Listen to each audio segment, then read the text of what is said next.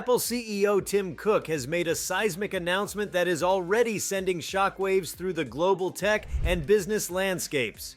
Apple will be relocating its corporate operations abroad, marking a decisive and unprecedented shift in the company's strategic trajectory. The revelation came just days after the newly elected President Donald Trump declared a sweeping package of tariffs targeting several of the United States' long-standing trade partners. These tariffs, quickly met with retaliatory measures by affected countries, have drastically escalated the costs of international trade for U.S. companies and consumers alike, creating a volatile and economically hostile environment for American corporations operating globally. Before we start, smash the like and subscribe buttons for more updates.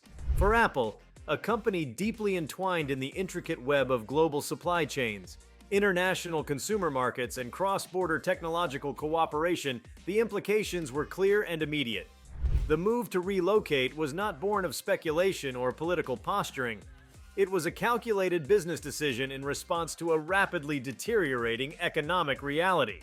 The tariffs had not only increased the cost of importing critical components from suppliers based in Asia and Europe, but they had also made it significantly more expensive for international customers to purchase Apple products manufactured or assembled in the United States. Faced with soaring costs, reduced competitiveness, and a looming uncertainty over the stability of U.S. trade policy, Apple concluded that staying within the American economic ecosystem was no longer tenable. Tim Cook's announcement was both a signal and a statement. It reflected a level of urgency that underscored how deeply the new economic conditions threatened Apple's operations and growth potential. Apple, despite its vast reserves and unmatched brand influence, found itself increasingly boxed in by policy changes it had no role in shaping but which held enormous sway over its bottom line. Every iPhone, MacBook, and Apple Watch is the result of a vast and delicate interplay between hardware designers in California, chip manufacturers in Taiwan, assemblers in China, and logistics providers across the globe. That interdependence is essential not just to Apple's success, but to its very functionality as a global tech leader. When tariffs began fracturing those linkages, the company had to act decisively to prevent systemic disruption. At the heart of Apple's decision lies a recognition that its future lies beyond borders, perhaps now more than ever. The U.S. tariffs, once aimed at recalibrating trade imbalances, have instead triggered a retaliatory storm that has harmed the very entities they sought to protect. As countries like China, Germany, Canada, and South Korea imposed their own tariffs on American goods, Apple products were swept into a broader wave of punitive economic responses. What this meant in practice was stark. Higher prices abroad for Apple products, shrinking market share, and mounting frustration from global partners unwilling to absorb the additional costs of doing business with an American company. Apple's departure from the U.S. also highlights a growing chasm between business interests and political agendas.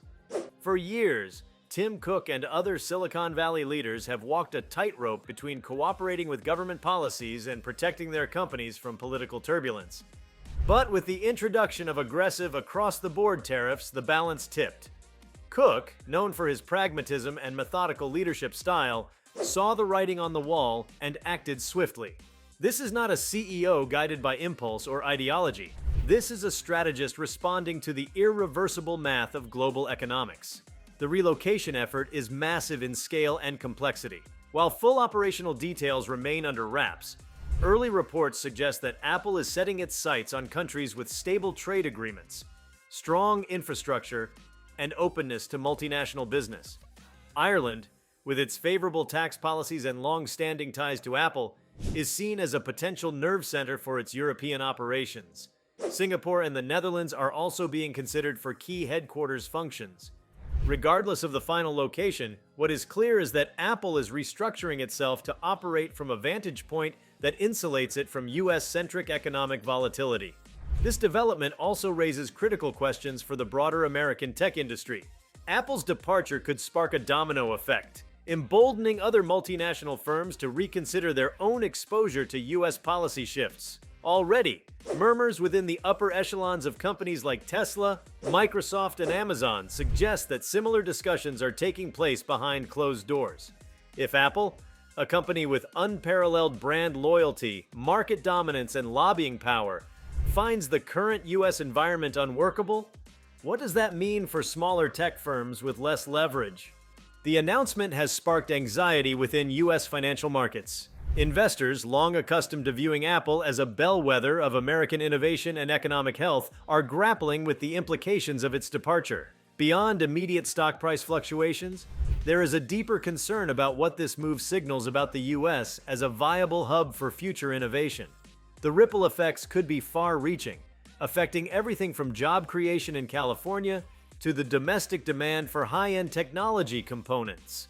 Analysts warn that the migration of a company as influential as Apple could precipitate a talent drain, as engineers and designers follow the epicenter of innovation abroad. There is also the matter of perception, how Apple's move will be interpreted by international partners and competitors. For many, it will be seen as validation of their concerns about the United States' increasingly unpredictable trade policies. It may reinforce the notion that America, once a beacon of open markets and global collaboration, is retreating into protectionism at the expense of its own businesses. For Apple's competitors in Asia and Europe, the move may open doors to greater market share as consumers and governments recalibrate their preferences toward companies with more stable home bases. On a strategic level, Apple's exit from the US also allows it to recalibrate its global positioning. Operating outside of American jurisdiction gives the company more flexibility in negotiating with suppliers, adjusting to regional regulations, and navigating geopolitical tensions without the added weight of being tethered to U.S. diplomatic agendas. It also enables Apple to rethink its tax structure, potentially reducing its corporate liabilities and boosting long-term profitability. These are not minor considerations. They represent billions of dollars and a reinvention of how a global company functions in the 21st century. What makes this move all the more extraordinary is that it comes from a company that has, for decades, been a symbol of American ingenuity and consumer culture. Apple's story is deeply entwined with the identity of Silicon Valley and the mythology of the American dream. To see that company now seeking refuge abroad, not due to economic failure but due to political interference, is a dramatic reversal of the narrative that has dominated tech discourse for over a generation. It is a sobering reflection of how quickly national policies can reshape corporate strategies, even for the most iconic players. The timing of the relocation couldn't be more significant. As the world grapples with post-pandemic recovery, supply chain recalibrations, and emerging technologies like AI and augmented reality, Apple's repositioning signals where the next phase of global tech leadership might be rooted. By moving its base of operations overseas, Apple is staking a claim in a new geography of innovation, one less burdened by political volatility and more attuned to the practicalities of modern commerce. What happens next is likely to be a transformation not only for Apple, but for the entire structure of multinational business. The old model, where a U.S. company could rely on domestic policy stability while tapping into global markets, is quickly eroding. In its place is a new model that prioritizes adaptability, neutrality, and geographic diversification. Apple's relocation is the most prominent example of this shift to date, but it is unlikely to be the last. As the news continues to unfold, one thing is certain: this moment will be remembered as a watershed in the history of corporate America. The image of Apple moving its headquarters overseas is more than just a logistical change. It's a symbol of disillusionment with the direction of U.S. economic policy. It's a message, perhaps unintentionally delivered, that no company, no matter how large or influential, is immune to the consequences of geopolitical decisions. It also reinforces the idea that businesses will always act in the interests of their survival and competitiveness, even if that means walking away from the very country that nurtured their rise. The implications for American workers, policymakers, and consumers are profound. With Apple's shift, thousands of jobs, both direct and in the broader ecosystem of suppliers and service providers, are now in question. While many of these may be preserved in some capacity, the center of gravity is undoubtedly shifting.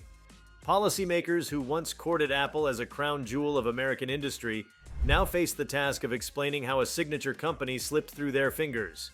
Even more pressing is the reality that the digital economy is borderless. while policies like tariffs are not. This fundamental mismatch has been brought into sharp relief by Apple's relocation. As technology continues to evolve, and as companies like Apple seek to harness global talent, materials, and markets, national boundaries become less relevant to their success. Policies that fail to reflect this interconnectedness run the risk of isolating rather than empowering domestic industries. This moment is not about one company abandoning one country, it is about the shifting tectonics of globalization.